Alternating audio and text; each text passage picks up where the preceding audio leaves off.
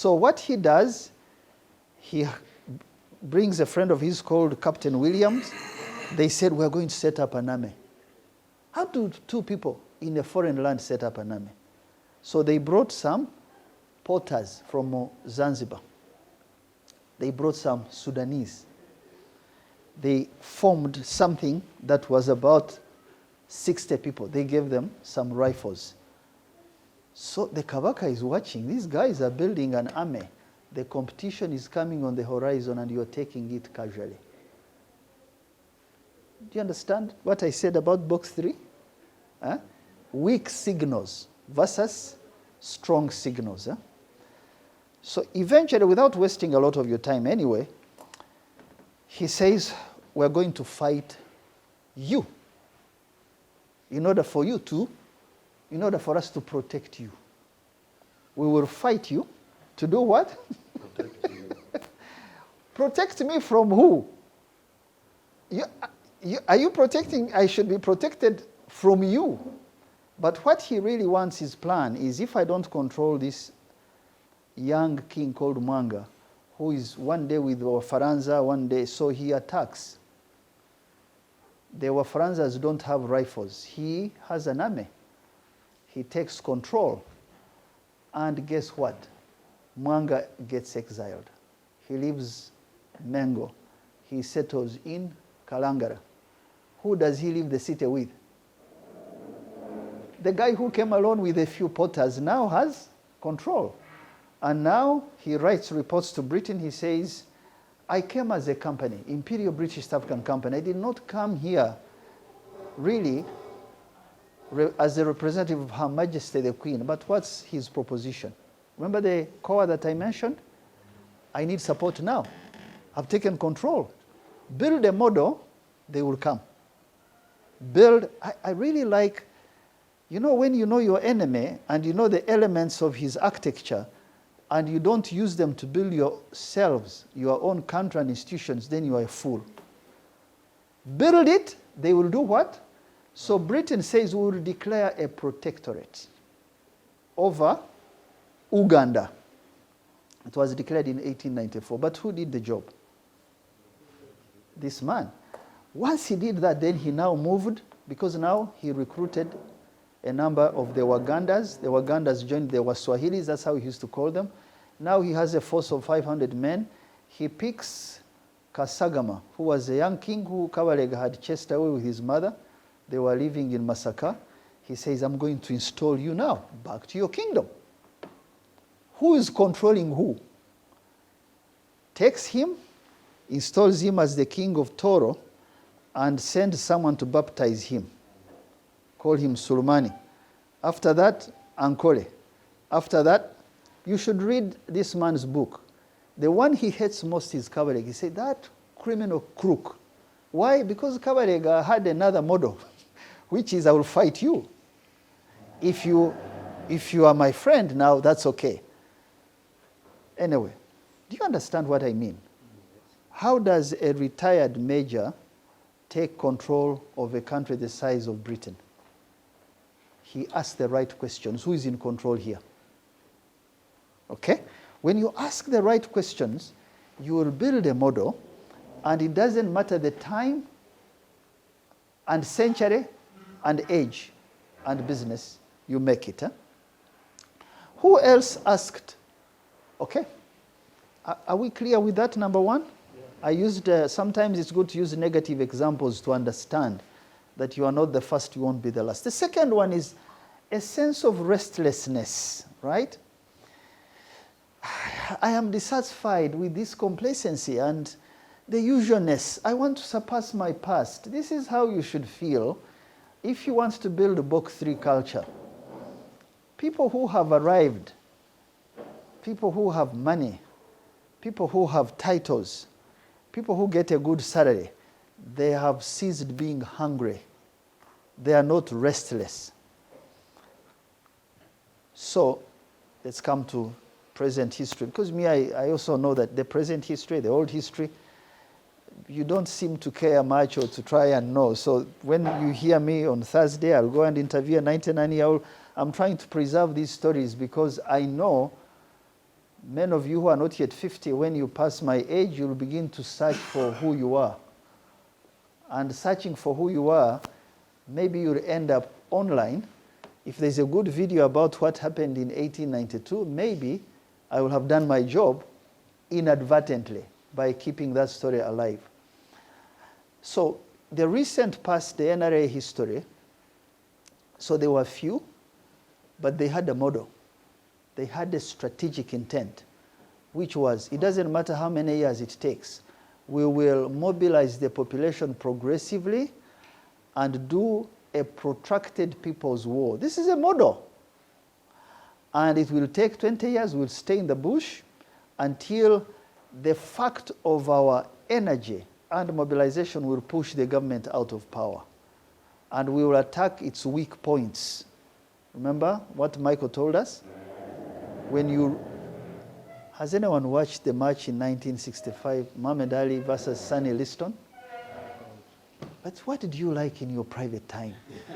You don't like boxing. You don't like Manangi. I think you guys are on this social media or radio, CBS. Hey, I'm Kubia, hey! Please expand your mind. I am treating you as managers of Book 3. You must look in and outside. Eh? So Muhammad Ali, whose name was Cassius Clay, he sends out messages to threaten Sonny Liston. Sonny Liston is the champion. This is an upcoming young man.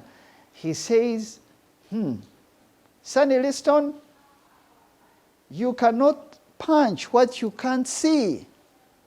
I am Muhammad Ali. I float like a butterfly. I sting like a bee. What? Language. Who's this kid? Eh? So they get in the ring. He knows Sonny Liston has had some injury. Study your opponent. Study the competition, right? He knows, I want to knock him out in round 2. And I'll go for points of what? Weakness. Everyone has an Achilles heel, including those companies which you see big. Sometimes I see people coming to pitch to me, we can give money to Uganda, 1 billion. They come with cologne, you know, perfume, spray themselves with golden cards. And you see that someone is just putting up a whole, I know you guys, so I know how to go around you and check. Huh? So when they get to some of our ministers, this one has to see the president, this one has to, he's very rich. Rich how? Rich people don't go flaunting their wealth because they have taken time to build it. And they will not ask many questions before they invest. They will do some other research about you. That's how you should be emphatic or authentic when you are dealing with this. So they get in the ring. He goes for the weak areas of Sonny Liston. Round number 1, the guy is staggering. And then, you see, you have these things in the mouth. They put boxers. And when he gets close to punch, he says, I float like a butterfly. Huh? I sting like? Because he has perfected it in the communication, he says, you can't punch what you can't see. I'm Muhammad Ali. Second, who's down? Sonny Liston. You should look at a picture of him looking at him down. You don't go online and look for these things. You should go and check YouTube and look at these videos. Study your opponent. That's what Lugar did.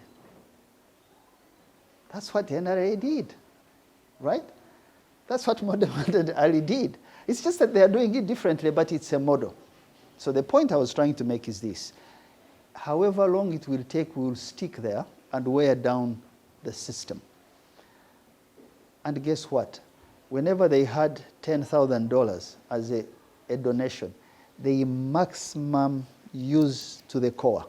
They conserved rifles, they conserved food. They said our priority, you can go naked, but you have a rifle. That was the motto of NRA. In other words, in scarcity, they were thorough. But in government, with many resources, they lost what? So be careful about being attracted to just, if I am in a big company, with a big salary. That's not happiness. Yes, it's nice, but there is more to life. Sometimes there is a lot of wastage because we are relying on what? And we have completely lost what? Yes, you can only succeed if you have a sense of restlessness. So let's see an example very quickly. Do we know who these people are? I use this a lot in my teaching many years ago. So those of you who've been in my sessions, you must have seen this picture. Who are these people? So the date is December 17th, 1903. These two boys are sons of a Baptist preacher. They are not educated. They have not gone to school. Their profession, bicycle repair. But they ask a question. Why can a man not fly? Why? Remember that your question when we started? So for you in 1903 to move from, say, America to London, what did you need to do? A ship, a boat. You booked a ticket in advance. It took you minimum 2 weeks to cross the Atlantic and go to the other part of the world. If you needed to move from one point to another, you needed a horse carriage. You had a horse, you sit behind, you put your goods. It's 1903. It's what Lugard was using, a horse. He went through Mombasa and was using donkeys. I think horses later, but donkeys. Because there were no cars. Cars were few. Cars are First World War. So the point is, these two bicycle repairers, they looked at water and land. They said, how about? I mean, what kind of bicycle repairer asks themselves those questions? So you need to go in the home of that Baptist preacher. He had been buying books for his sons. He had been having time speaking to them about this life and afterlife. Speaking about skills. Because also our homes determine how we operate in business. I hope you know that. Huh? The stress of home, you see it where? The happiness in a home, you see it where? So that's why I thought let's spend these 2 days before we cross in the new year with our new MD, new manager, and say, what kind of company do we want to build? But first, what kind of people are we? Who are we? Because that word called Silim, do you know Silim? HIV/AIDS? It came from Rakai. They would say, Munange musawo nze kukolaba naye mpulira nga siriimu.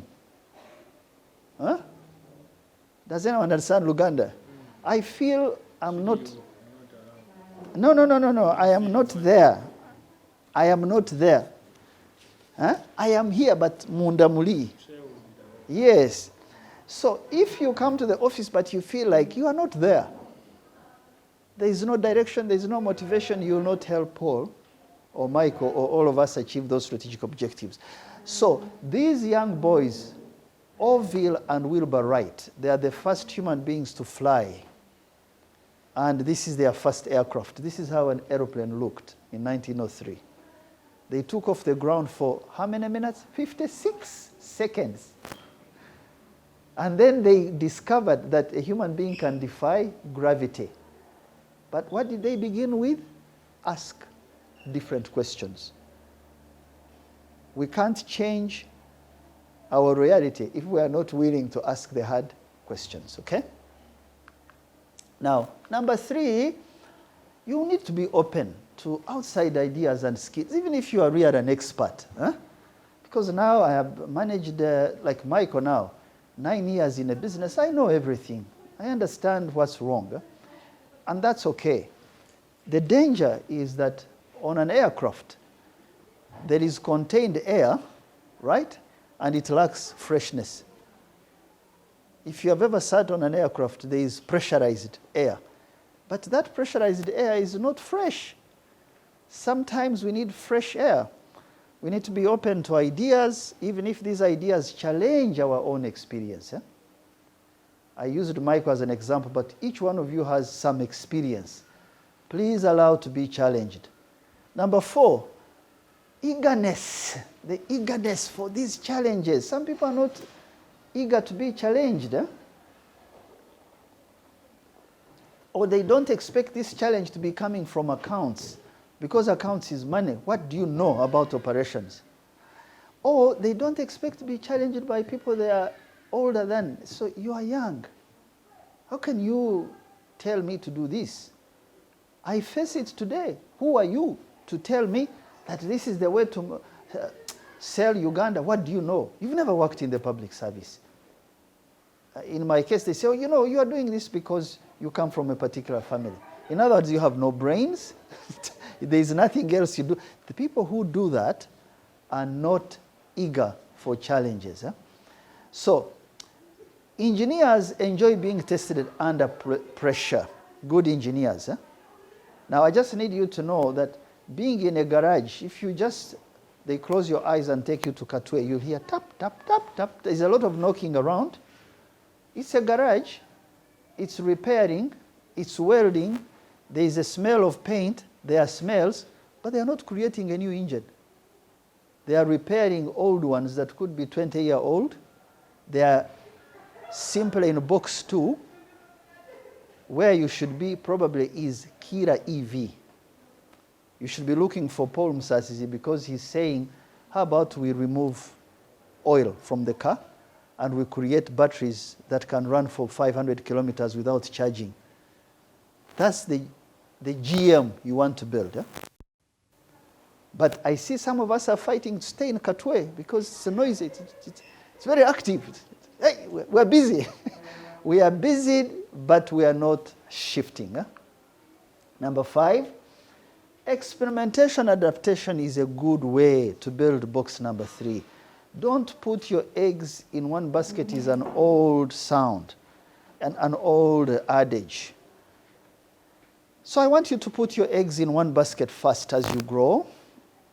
But as you understand that one basket will crash, make it a point to ensure that you test a way, take small experiments at less cost, gain confidence, build a new body of knowledge, and create a direction.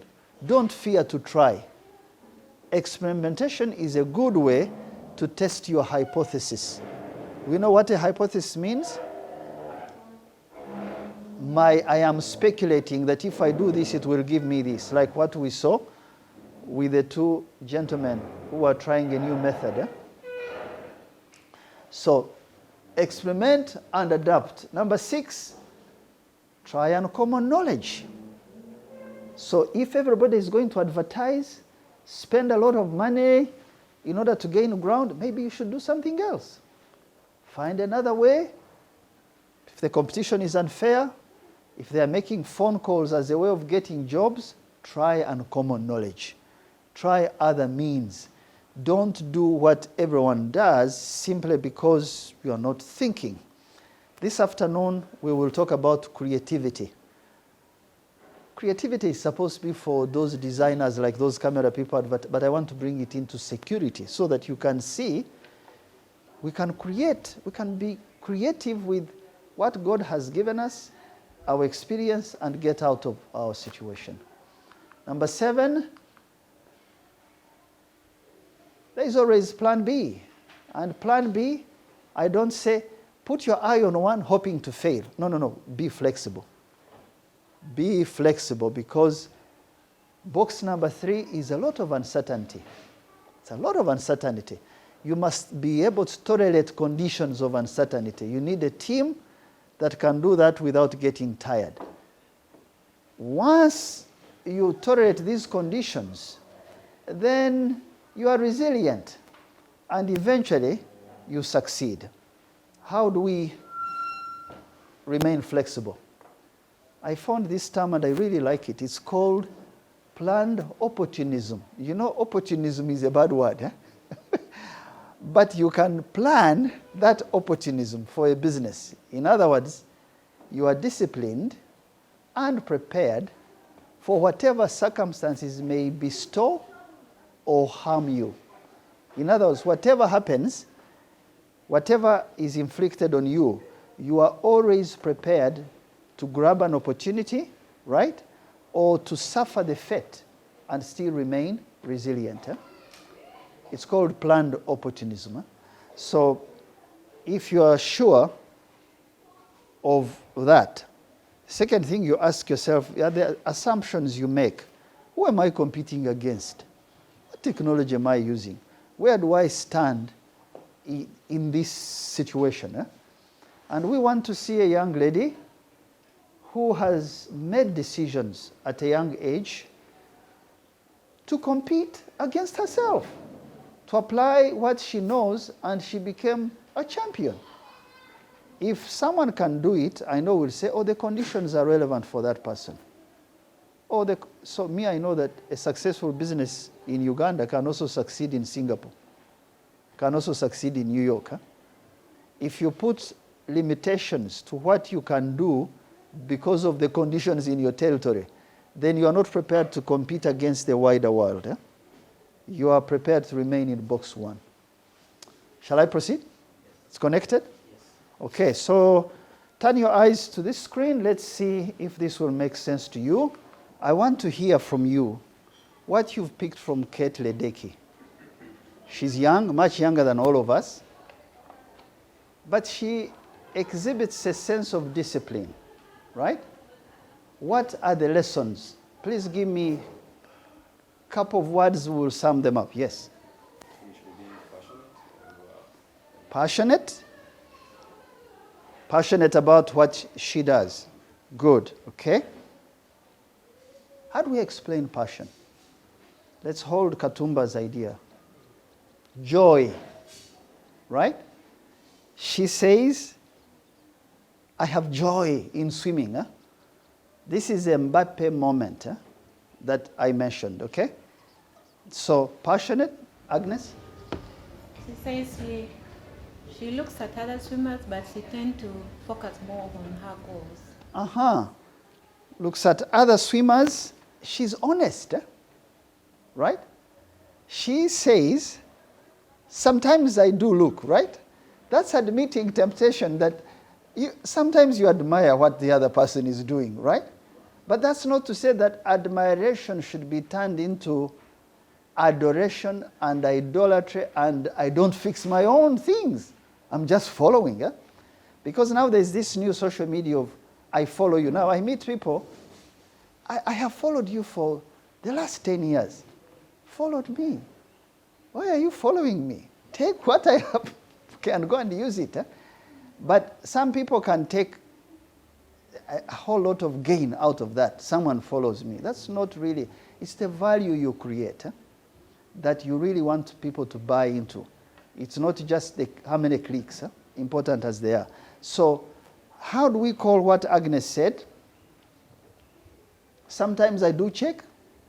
She mentioned that. There's a sense of honest. Good, you wrote it. Who else? Who else speaks something?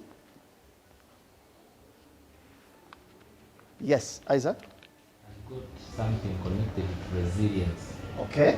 When she does swimming practices more than 4 hours a day. Yeah, because she has a goal. Okay. So resilience, I want you to add the word intensity. Intense people are passionate people. Some people come to you pitching, but they really have no energy. You see the person looking for a job, a customer, but they really don't look like they are up to anything. Have you met people like that in your life? They are not in GM at all. Mike, I hope there's no one in GM who's like that. So resilience, intensity, I could add the word fearless. Because this girl, why I find it interesting is that they told her your feet, your legs are not built to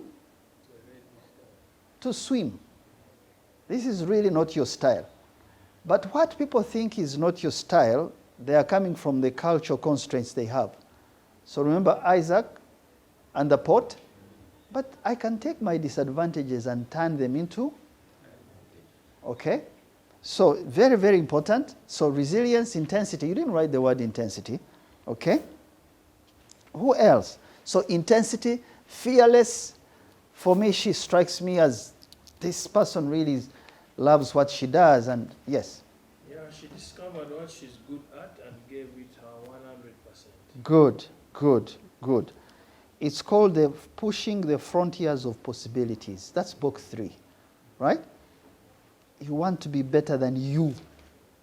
That's the intensity, that's training, that's the never giving up. I like that they say remarkably unremarkable. Isn't that? If you understand English, that's interesting. Eh? Remarkably unremarkable. You are not Michael Phelps. You are not, but you are unremarkable in the way you are doing your things. Eh? That's, for me, a business that is able to do that. It's kind of saying I forget the past. I use the knowledge and experience I have.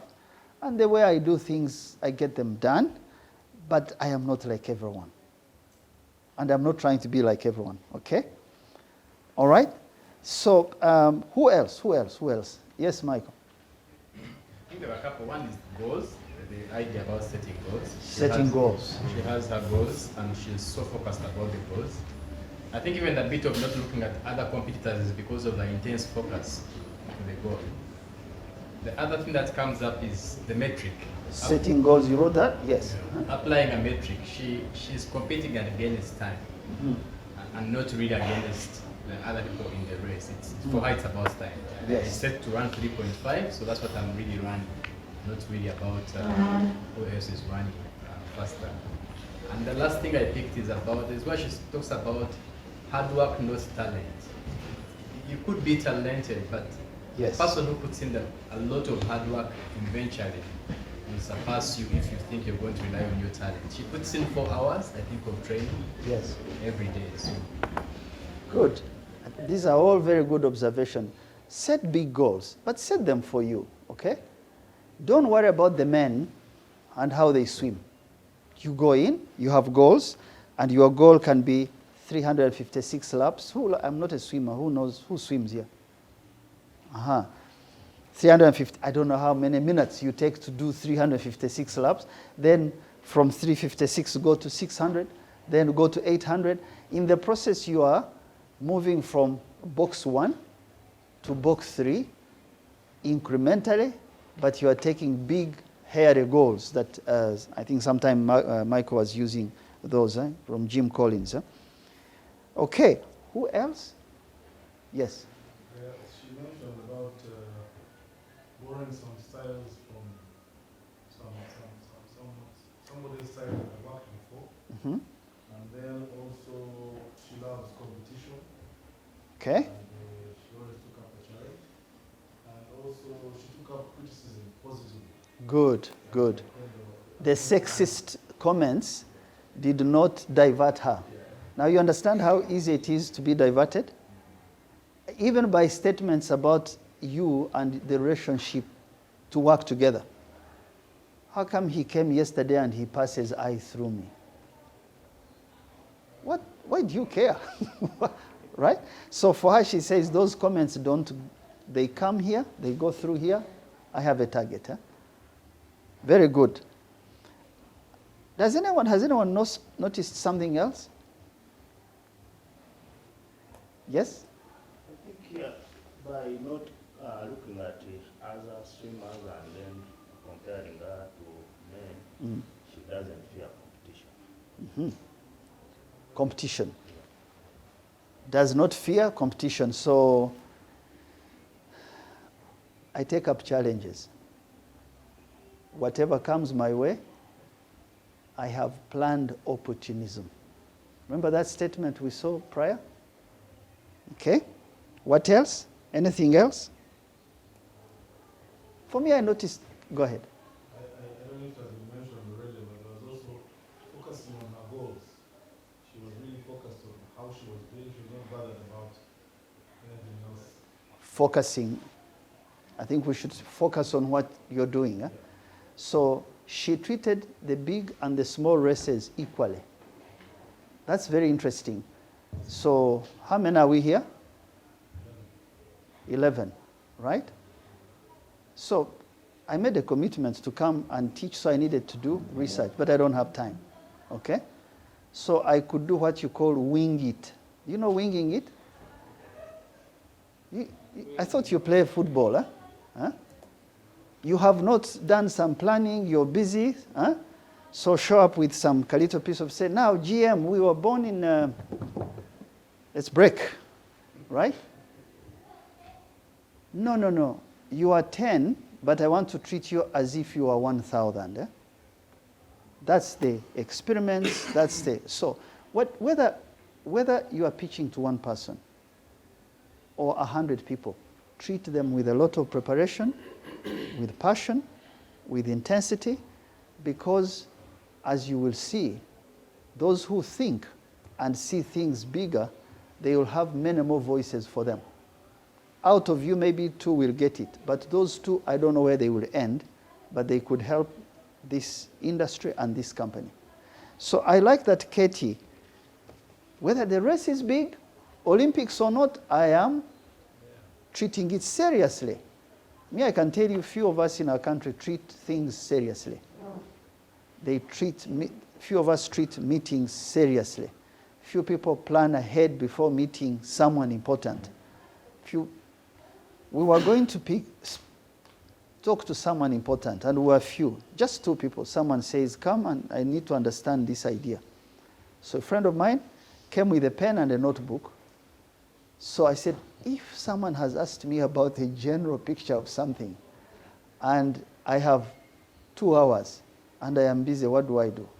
So dashed home.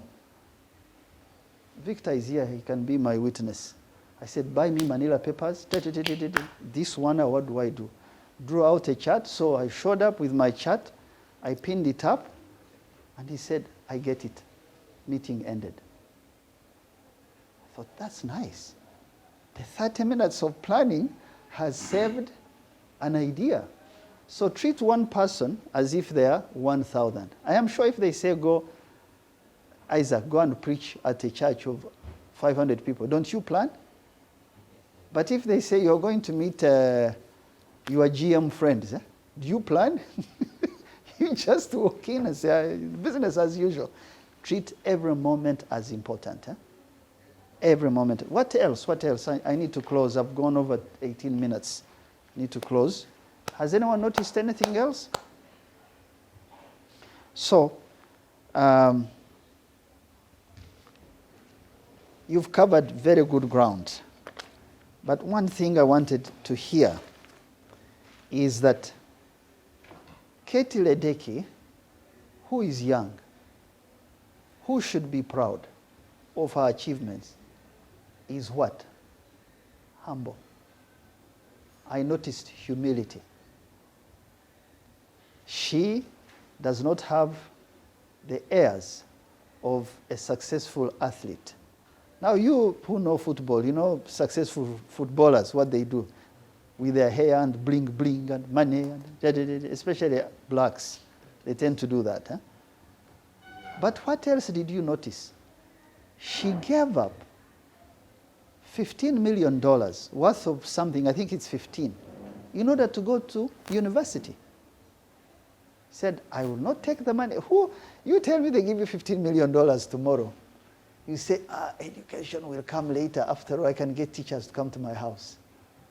No, she went to Stanford. And guess what? Stanford saw this person, they want her, they gave her time to train. So this is negotiation. This is we're entering another field by a young person, really. She gets special time to train even as she goes to class. In under 2 years, she's finished her school, she's graduated, she has an offer. It's $40 million. So you can go for that 15 and say, we have arrived. Or you can be patient and treat your odds carefully and see box 3 and gain more. So I find that those decisions for a 25-year-old are very interesting to me. She must come from a very strong, grounded home. because it's not very easy. Even the parents can say, bring the money, man. It's okay. You wait long enough, you become successful. Huh? Okay? Okay, how do we treat this lesson which I last said? How do you call it? Is it discipline? Is it the ability to make wise decisions in a moment when things could have gone wrong? You can capture that in particular words. So we are closing for lunch, and one of you will represent the group. We represent the group on, we want you to answer these key questions. Victor, put the markers there. And I don't want to put you in groups. You are all old people. You can decide who goes where. And I want a free discussion. You can have it over lunch. We can add another 15 minutes after lunch. Even in my mind, I feel, are you trying to cover all the topics, or you should strengthen one or two topics and get it right, and then come another time? So I'm not going to be driven by, I have to finish all the 3 sessions today. If I can do 2, so be it. Huh? Okay? So, please tell me, what are the weak signals that you see in your industry of security that you are ignoring and thinking they will go away, but you could grab a hold on these signals and see how to think about box 3. Is that okay? Number 2, what are the nonlinear changes in our security industry? Nonlinear, we said that's the Fosbury flop, from the scissors to a new way. We said disruptive technologies, what technology has done to restaurants, what it has done to hotels. So there are people we call non-consumers. I will show you some examples later in the day. What are people who are not consuming security services that once we notice these weak signals, we can tap into that market without waiting for disruption? What are the non-traditional competition now that we see? What are the regulatory changes that might come in the next 3 to 4 years to this industry, so that we anticipate ahead, and by the time we end tomorrow, gentlemen and ladies, we should think through how do we deal with box 3 for GM. And then finally, give me one idea, identify one box 3 idea you will execute in GM. Are we clear? So we can break for lunch.